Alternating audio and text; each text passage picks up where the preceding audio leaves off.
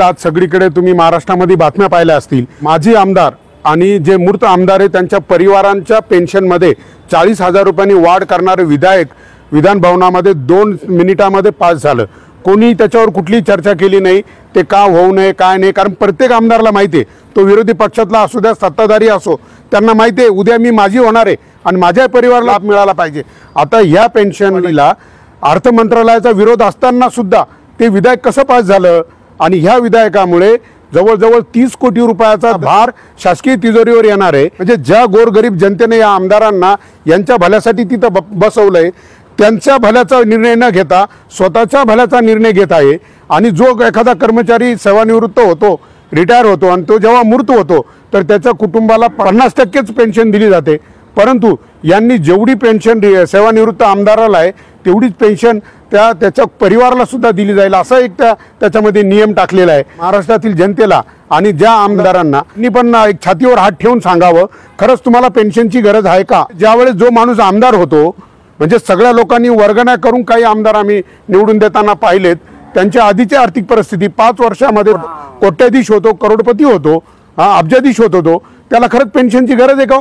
मग त्याला पेन्शनची गरज नसताना त्याला भरमसाठ अशी पेन्शन देऊन 30 कोटी रुपयाचा आर्थिक बोजा शासनावर पडला। आणि आता हे जे कर्मचारी दिसत आहे ना, हे खासगी माध्यमिक शाळांमधील 4th श्रेणीचे हे कर्मचारी आहे। 2020ला शासनाने काय निर्णय घेतला, म्हणजे शासकीय तिजोरीवर त्याचा भार येतो, त्यामुळे त्यांनी निर्णय घेतला की यापुढे त्या 500च्या आतमध्ये जर विद्यार्थी असेल त्यांना 4,000 रुपये, 500च्या वरती असेल असं प्रत्येक टप्प्याटप्प्याने त्यांनी अनुदान ठरवून दिलं। अरे पण ह्या कर्मचाऱ्यांनी गेली 10-10, 15-15 वर्षे यांनी सेवा केली, त्या संस्थेमध्ये सेवा केली। का सेवा केली? कारण उद्या मला कायमस्वरूपी केलं जाईल, मला शासनाच्या अनुदानावर घेतलं जाईल, या आशेपोटी त्यांनी काम केलंय। आणि मग आता यांना डायरेक्ट बेघर केलंय, तर त्याच्या विरोधामध्ये त्या GR रद्द करावा म्हणून आज पूर्ण महाराष्ट्रातील हजारो हे शिपाई जे आहेत खासगी माध्यमिक शाळांचे, ते आझाद मैदानावर 2 दिवसाचं लक्षवेधी आंदोलन करणार आहे, शासनाचं लक्ष वेधायला। तर आता आपण त्यांच्याशी बोलूया। दादा, तुमचं हे जे आंदोलन आहे, आता तुम्ही उद्या आणि परवा 2 दिवस तिथं आझाद मैदानामध्ये ठिय्या आंदोलन आहे, हे आंदोलनामागील तुमचे मेन कारण काय? साहेब, आम्ही गेल्या अनेक वर्षापासून संस्थेमध्ये म्हणजे विनानुदानित संस्थेवर काम करत होतो, परंतु शासनाने 2020 साली जो शासन निर्णय काढला की 4th श्रेणी जे कर्मचारी पद आहे हे लॅप्स करण्यासाठी शासनाने जो 2020 साली जो निर्णय काढला, त्या निर्णयामुळे आम्ही पूर्ण बेघर होऊन आज आमच्यावर अशी परिस्थिती झाली। आमच्या दैनंदिन गरजा पण आमच्या अतिशय अल्प वेतनामध्ये आमच्या त्या होत नाही।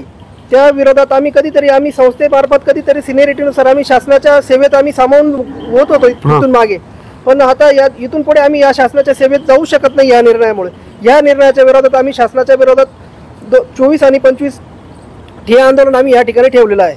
हा, म्हणजे आता काय होणार आहे ते त्या GR मध्ये स्पष्ट उल्लेख आहे की बाह्य यंत्रणा ज्या आहेत कॉन्ट्रॅक्टदार ठेकेदाराकडनं ते भरणार आहे। म्हणजे मला या माध्यमातून एक प्रश्न शासनाला विचारायचा आहे, काय रे तुम्ही जो ठेकेदार देणार आहे, ठेकेदाराला त्याचा फायदा आणि मग त्याच्यातून यांना पैसे, अरे त्यापेक्षा डायरेक्ट तुम्ही यांना घ्या ना तुमच्याकडे, आणि यांनी त्या आशेवरच काम केलंय ना। तुम्हाला किती पगार होता जॉईन झाले तेव्हा? अतिशय अल्प वेतनावर, म्हणजे कोणी 1000 रुपयापासून काम केलं, कोणी 1500 रुपयापासून। तुम्ही किती दिवस झाले काम करताय? आम्ही गेल्या 18 वर्षापासून संस्थेत विनानुदानित तत्वावर काम करत आहोत। विना अनुदानित तत्वावर 18 वर्ष या माणसांनी, असे शेकडो हजारो कर्मचारी आहे, ते आशेवर काम केलंय आणि आज त्यांना तुम्ही डायरेक्ट बेघर करून टाकलं। हा, अरे त्यांना तुम्ही कायमस्वरूपी करा। आणि काय हो, ज्यांना तिकडे काही गरज नाही तिकडे तुम्हाला आता हा 30 कोटी रुपये जो पेन्शनच्या माध्यमातून भार येणार आहे तिजोरीवर, तो येणार नाही का? मग फक्त तुम्हाला या गोरगरिबांचा पगार करायलाच फक्त तो भार येतोय का? आणि हे पद तुम्ही आता ठेकेदारातून भरणार, म्हणजे तिथे ठेकेदार त्याच्यातही भ्रष्टाचार चालू द्या। मग यांनी लोकांनी जगायचं का नाही? म्हणजे सरकार नक्की कोणाचं आहे? फक्त ज्यांना निवडून दिले, हे तुमच्या विकासासाठी आम्ही तुम्हाला निवडून दिलंय का? म्हणजे तुम्ही फक्त प्रत्येक वेळेस तुमचंच भलं, 2,67,000 रुपये पगार, आणि आता सेवानिवृत्त झाले का 90,000, 50,000 भेटत होता, आता 40,000 वाढ केली। हा, मग तेव्हा नाही तिजोरीवर भारी आहेत का?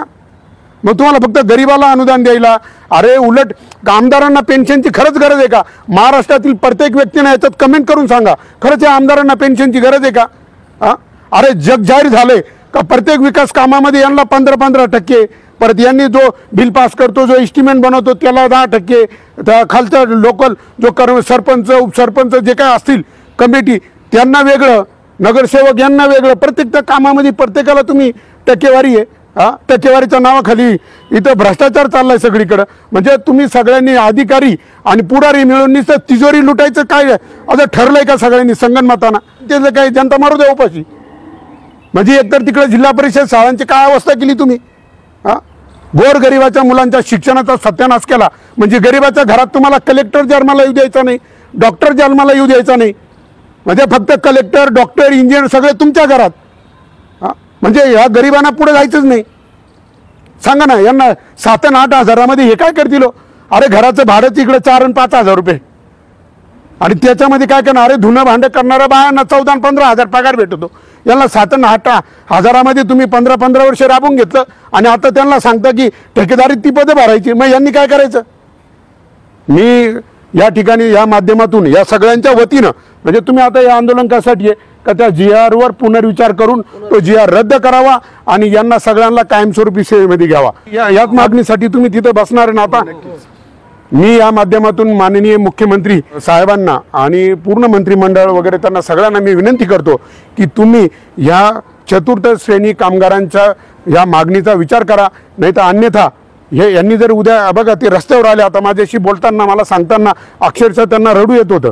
जर उद्या ह्या दुःखातून या नैराश्यातून जर कुणी काही बरं वाईट केलं याला जबाबदार कोण राहील? हा याला शासन जबाबदार राहील, तुम्ही जबाबदार राहाल याला. म्हणून माझी विनंती आहे की यांच्या ह्या GRचा विचार करा, तो GR रद्द करा आणि यांना कायमस्वरूपी तुमच्या सेवेमध्ये सामावून घ्या. म्हणजे तिजोरीचा भार येतो हे कारण सांगितलंय. यांचा जो GR काढून ठेकेदारीमध्ये घेण्यासाठी अर्थ मंत्रालयाने विरोध केला. तुमच्या 40,000 रुपये पेन्शनच्या वाढीला कोणीच विरोध करीत नाही. अहो मी स्वतः अधिवेशनामध्ये आता 4 दिवस होतो. विरोधी पक्षाच्या आमदारांना भेटून पाहिलं, सगळ्यांना भेटून पाहिलं का मध्ये विधान भवनामध्ये तुम्ही लक्षवेधीमध्ये हे प्रश्न मांडा ते प्रश्न मांडा, कोणीच मांडायला तयार नाही. म्हणजे एकमेका सहाय्य करू अवघे होऊ श्रीमंत जणू तुमच्या देशामध्ये सगळं हेच सुरू आहे. अरे पण एक लक्षात ठेवा, तुम्ही या जनतेचे सेवक आहे, हे सरकार जनतेचं आहे आणि आता हे नागरिकांनी जागृत व्हायचंय. नक्कीच हे सरकार हे मुख्यमंत्री साहेब मी तुम्हाला विनंती करतो यांचा हा GR रद्द करून यांना कायमस्वरूपी करा. जय जवान, जय किसान, जय जवान.